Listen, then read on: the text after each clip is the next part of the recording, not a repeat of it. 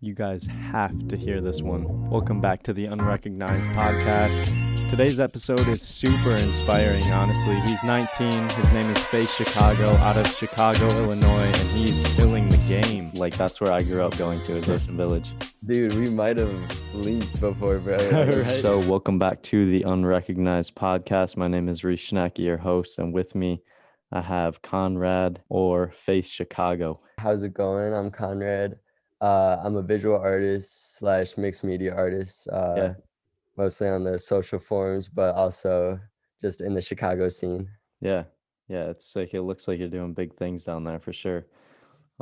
What's like the start of it look like for you, or what did it? How long have you been doing art, basically?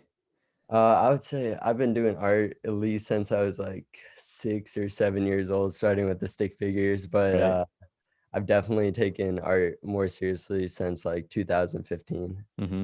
and really trying to make it like a thing, make it what I do for a living. Yeah, it seems like you're on a good track to that for sure. What were like the first points where you're like, all right, I'm gonna take this more serious? I would say probably the first time I sold my work, I was getting lessons at this organization called Marwin, and they had a fundraising event where I sold a art piece that I made for around like $540. And I think after that point, I realized that like, oh, like I could actually do this for a living. Like there's money to be made. There's a way I can sustain myself, but still do what I love. You know what I mean? It seems like a super fun thing.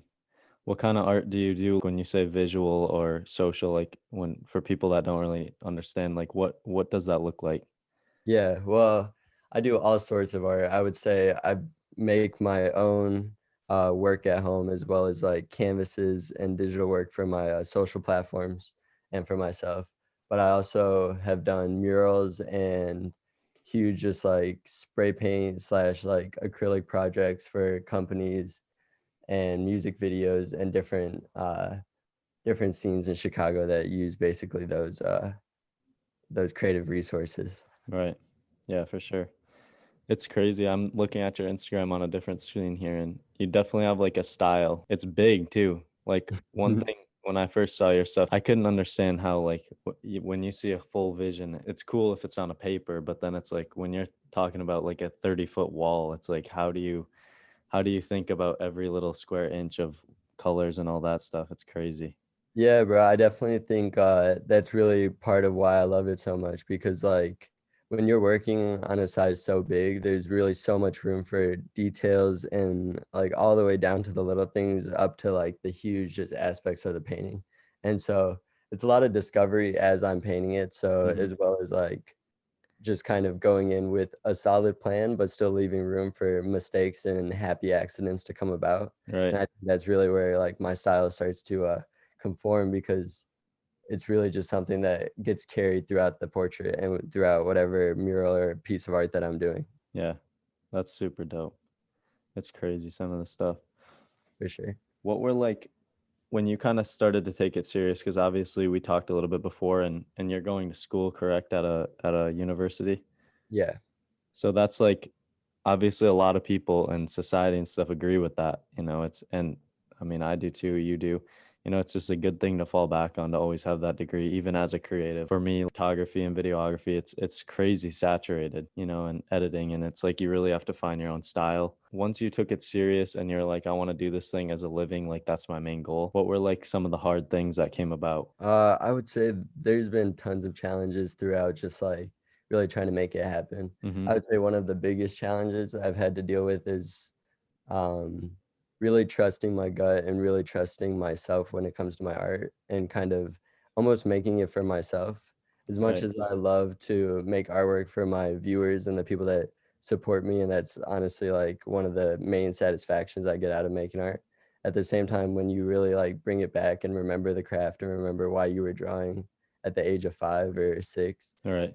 it kind of just it gives you a lot more play like just look on the whole thing, and it just becomes less of a chore and more of a just a fun activity to do. Yeah. That's like the seems like the definition of a passion in a Yeah, sense. Like, for sure. we do that crap when we're kids, and now here you are later, Yeah. still drawing, Except for this time you're not getting in trouble to draw on the walls. Yeah, no, Pretty that's sweet. definitely a bonus. What are some of like the best times that you saw with it? You said 2015, so what was that? That's 5, 6 years ago now. What were some of like the best times over a career of like really diving into art and taking it more seriously? Yeah, I definitely think like growing up, I was looking up at a lot of artists that I saw around Chicago. So Right. on my way to school or on my way back home from school, I would just be scouring and just observing the streets of Chicago and just seeing all these really cool artists that really kind of inspired me to follow through with what I was doing. Mhm. And so I would go out to galleries or just local Chicago art events, and I would get to meet people that I looked up to like superheroes, and that kind of almost gave me that extra push and really immersed me in the community of Chicago, which I haven't really been able to be immersed anywhere elsewhere. And Right. so I think that was really like the pushing step to what made me just like really conform to just wanting to do this for the rest of my life. Mhm. What would you say the biggest, some of the like the coolest opportunity was? Dang, that's really tough. I've had a lot of opportunities where I thought I was dreaming when they were happening, and Right. uh, I definitely think there's tons that stick out to me. I would say, um, one day after I was already working with Lyrical Lemonade for a little while, I got an unexpected call from Cole Bennett when I was with some of my friends, and he basically asked me if I would want to be a part of this music video that they were shooting.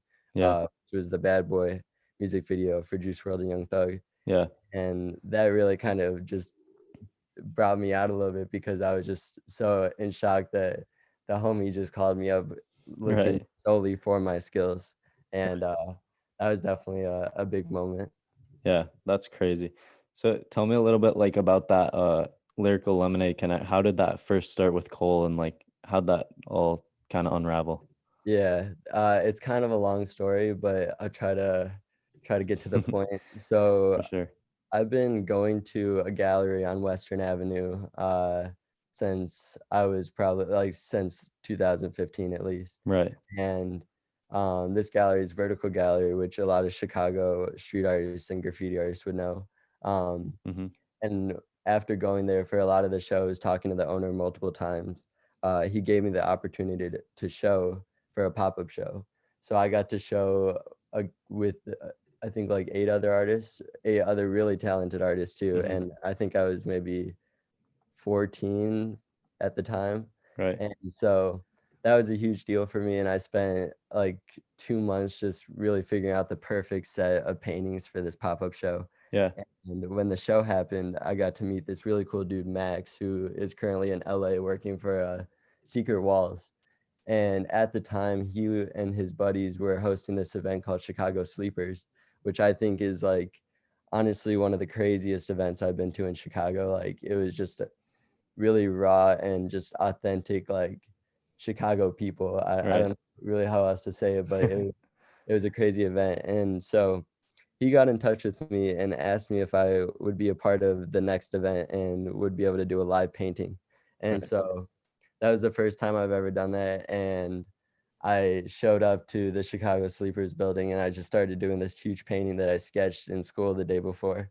And it was really crazy, just like unreal opportunity because I before I knew it, I had like 200 plus people just surrounding me, just watching me paint. And so through that process, my buddy Jaden was actually there, and he noticed that Cole Bennett pulled up, and he was like, "Yo, I got to introduce you." At the time, I actually didn't even know who Cole Bennett was, Right. and Jaden just insisted that I meet this person. And so I get to meet Cole, and I talked to Cole about the piece I was doing, and he just loved my energy, and we immediately clicked. And his buddy Fucklow Jake reached out to me, I think like a week or two after that, asked me if I could be a part of a music video for Young Band's Yeah. dresser video. And Right. so that really hit me, and I was like, dang, okay, like I'm actually going to be doing or putting my art to use, you know what I Right. mean? And so I got to be a part of that event, which I think kind of, I wouldn't say it just showed Cole that I was ready to put in that work, you Mhm. know, and I was ready to just come out with a really cool visual for the music video. Right. And showing up at like I think 15 at the time, and just doing this crazy mural kind of blew his mind. Yeah. he invited me to customize his headquarters after that, and just like through those moments, I think I've really got to build a really strong relationship with Lyrical Lemonade and all the boys incorporated in Lyrical Lemonade, and Right. they really kind of just put me on with this creative energy that Chicago holds, you know. Yeah. Yeah, that's crazy. When I kind of search you a little bit more and before talking, seeing those office paintings and stuff, because I watched that office tour before I obviously had any idea about you. I think I watched it when it came out, and it was just like the dopest thing, right? And he's just got these crazy cool like cans pouring out and all that. And then to find out that you were doing that is like just mind blowing, like super cool. Yeah, thank you, Doug. I think like when I pulled up to the original Lyric Lemonade HQ when I first got invited after the dresser video, Yeah. eh, I was blown away at just the size of this headquarters and what Lyric Lemonade was doing. And I got to customize like uh this space that was like almost the size of like a classroom basically. Right. And that was crazy to me. And then being able to see Lyrical Lemonade upgrade and just become bigger and hit a wider audience and be able to upgrade to an even larger headquarters Right. just blew my mind. And just I was just thinking of all the possibilities of how I could pimp out this space. Yeah. That's like sick. And I bet just obviously that's just raw talent. Like just that's it. And that's what I'm sure he saw and like other people could see. And it's like, how cool is it to be able to be like, I have this friend, face Chicago, who's gonna come in here and just make this place sick, like period. Appreciate that. Yeah, that's super crazy. I think like when was that video shot that you did, that one bad boy? That was actually around like a year ago. Yeah, Around like Halloween time a year ago.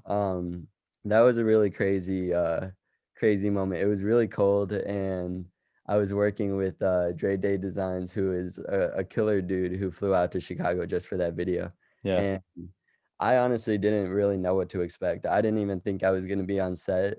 Um, for that video because I was mostly just working on the sets back at the Lyrical Lemonade HQ. right. But then I got the okay to help out my boy Dre set up the sets and really just be a part of the whole thing. And so just like seeing it all come together and being able to assist on set and help anyone who really needed help was just Hmm. like crazy experience. Also seeing Juice WRLD and Young Thug obviously was mind blowing for me. Right. Yeah, that's crazy. So like, yeah, bro. That's like craziness. Like I Yeah, couldn't imagine the feeling of like, think about 2 years prior, or when was that? So a year ago, what was that? Like 3 years since you first met Cole then, probably? yeah, I definitely think in Chicago, I wouldn't say that people are a little standoffish, but I would Hmm. say that to really tap into an industry like that, you Yeah, have to almost prove yourself, which I definitely think is a great thing about Chicago, and it really kind of helps like it helps just filter out, you know, and just helps like for show the people sure. that really want to make it happen, you know what I Right. mean? Yeah, for sure. Um, yeah, no, it was really just like a mind-blowing experience. The thing was, like, I knew about Juice WRLD around the same time that I was doing, like, the Young Bands video, and Hmm. he was just on SoundCloud, and he was just, like, another Chicago rapper, Right. and I remember talking to Cole, actually, about the fact that someone put his song, "All Girls Are the Same" on Spotify under, like, a false name before Yeah. he was even, like, a known artist. Yep. But yeah, it really is crazy to see how that man has just impacted over the last year or two. Oh man, it's wild. Yeah, and especially after the tragedy, like, That was a really that was crazy. Like it really like just I don't even know how to say it. It was just like so unexpected, hmm, and I definitely think the video was delayed by a big portion because of what happened, and I assume for that they sure. had to figure out a lot before they could actually release that music video. Yeah. But seeing it all come together, like I said, and seeing it finally released kind of just blew my mind. Like I know it was really a big deal for Lyrical Lemonade to make it as like as as best as they could, you Right. know. Yeah, that's definitely big props to you on that one. That one's so dope. When you say Chicago, I feel like listening so far, it definitely seems like you say they're a little like standoffish, maybe like there's kind of a filter on the talent there, right? But it's kind of cool too because I feel like this opportunity that you've had is like, you know, somebody like bigger kind of look at what your talent can do, you know, if you put it all in, if you really put the work in and basically just grind, you know, you're going to get Yeah, somewhere with your talent because you have natural talent. And that's a lot of people are like that, where they have like these super strong passions or talents, and then it's like they maybe are like, you know, this just isn't working, you know, this isn't uh I can't do a career out of this, you know, it's fun on the side or the weekend, but that's kind of it's scary because then you hold yourself back and you're like, oh no, I can't do this on a Wednesday, I can only do it on a Saturday, you know. yeah. No, um I get you completely. I definitely think like even going back to what I was saying earlier, mhm, um, like really realizing why you're doing it, you know, right, making it for yourself and really finding the fundamental passion and like the enjoyment that you get out of it. And I think like part of the reason I've had so much success is because people like Cole have seen that just like that I'm not really worried about why I'm doing it. It's more just right, like a passion that I want to do and want to contribute exactly, to what Cole's doing or whatever any other artist or creative is trying to do. yeah, for sure. Yeah, that's definitely, I agree with that. Beyond that kind of opportunity, what does kind of some doors that have opened now look like for you? Yeah, well, I definitely it's like working at Lyrical is a dream come true because I'm constantly just around creative people that are Hmm. doing really cool stuff.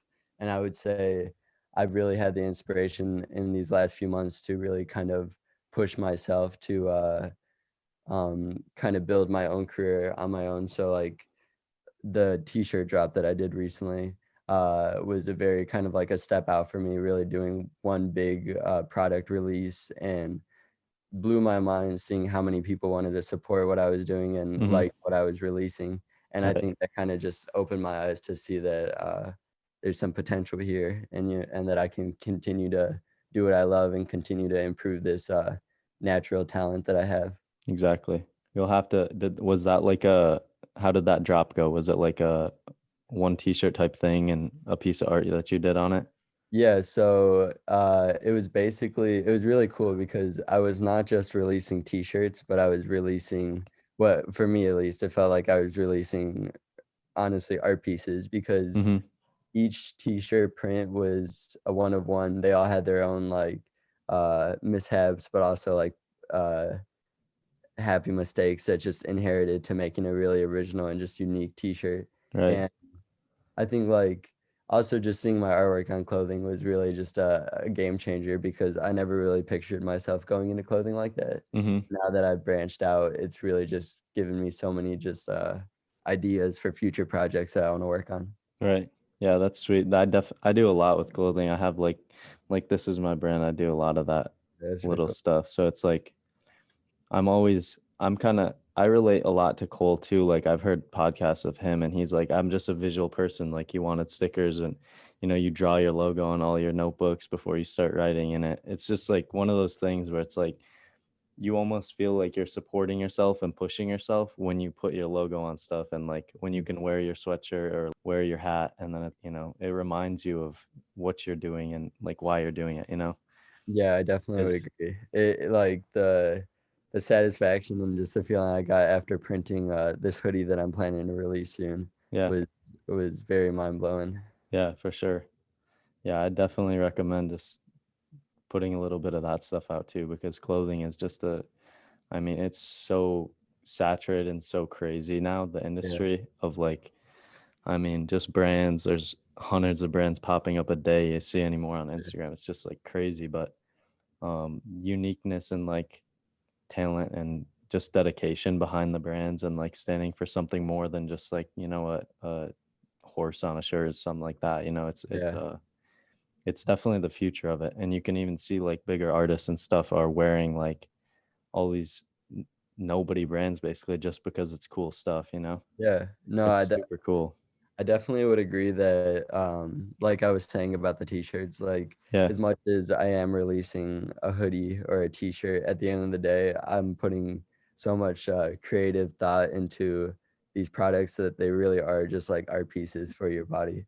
right. And uh, and I think that's really where the rawness comes out of clothing, because like you have these really young artists and just young creatives putting like their original unique ideas onto clothing, and that's where I think like the best clothing I've seen has come from. For sure. Yeah, that's what I would agree as well. So yeah, besides some of your new clothing stuff and just more art, what is more of the future and like your art look like?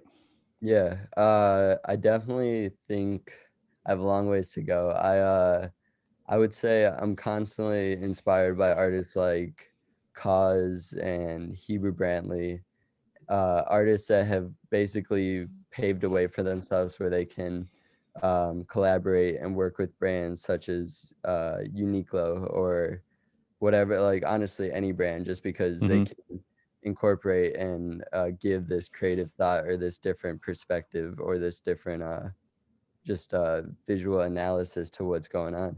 Yeah, And that's really my goal, is to be a creative who can collaborate on all sorts of things and just kind of um, basically incorporate my visual just aesthetic and my visual style that I see the world in. I'd say keep a lookout for your.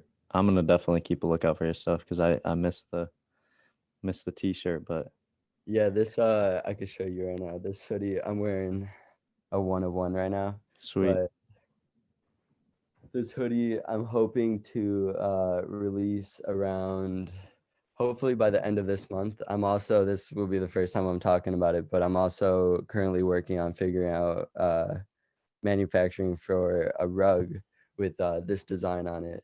And it's honestly going to be one of my craziest product pieces that I've ever made. And I'm spending a lot of time really just figuring out the perfect colors, as well as how I'm going to go about releasing this and making sure that it's affordable as well as quality. All right. And like just a crazy piece that will really just stand out and wherever it is.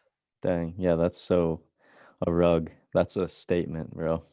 Yeah, it's like it's not only, like I said, it's not only a rug, but it really is going to be a whole, just an art piece that's on the Right. floor. Yeah. Like that's really the goal at the end of the day. I think that's awesome. Virgil is like a crazy inspiration to tons of creatives and definitely artists and stuff, designers and all that. But that rug is like something you remember that Off-White did, like Yeah, that IKEA X Off-White or yeah, whatever.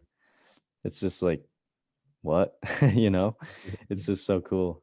yeah, for sure. I definitely like like I would say like the conclusion of all that would be that I want to find a way to use my perspective on the world and my just how I see things differently and how I Hmm. want to change things, but in a creative and visually pleasing way, and just incorporate that into as many things as I possibly can in Definitely. day-to-day life, or even extras to life. You know what I mean? Yeah.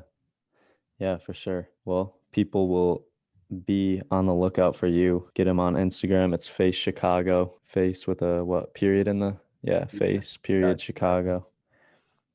Chicago. And this man's got some big things coming soon, as we heard. It's got the sweatshirt, it's got rugs. That's unique. If anybody off this podcast gets a rug, they better let us know because that in the future that would be sick.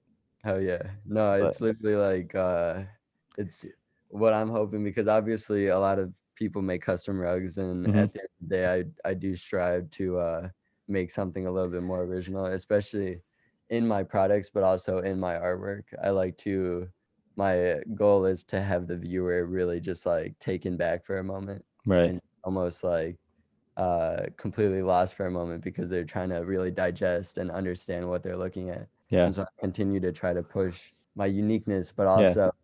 also pushing my just sense of discovery and trying to really find and break a new, like for the iconic just visuals. And um I would say that there's a lot of like styles these days, like Louis Vuitton's Mhm. print or the Murakami flower, that are just so iconic. They almost have a like a mystic kind of vibe to them. And so my goal is to hopefully strive to make the new iconic visuals that kind of take our generation and Yeah. almost take away for like a staple of Right. what's going on in our creative worlds. Yeah. Yeah, I think there's a lot of potential with that. And you being 19, like same with me. It's like I look at like a young age as a very like just a big push, you know? It's like I don't want to wait. I know like there's normalities and stuff where I don't have to figure stuff out until I'm this age or whatever, but I'm just trying to push as many ideas and get as much out of my brain at this age right now, you know? Yeah, It's just like, you know, get it out and who knows what's going to stick, you know? It could be as much as yeah, like with this hectic world, it's like imagine one of your prints being like I mean, you could pave the way for a whole new style, just where you, like you said, you have to step back and be like almost lost for a second. And people, yeah, you know, I could see people getting addicted to that because the world moves so fast these days. So I definitely 100%. think that's a big strong point for you, for sure. Super excited we talked, and we'll hopefully do another one. I hope to get people in here like season one type thing, and then you know a couple months down the road or summer or whatever it may be, get them again and like progress report. You know, Yeah, no, this is sick. it'd I be love cool. what you're doing, and I just love communicating with other creatives and Right, seeing how you're trying to pave your way and right, stuff. Yeah, no, that's great.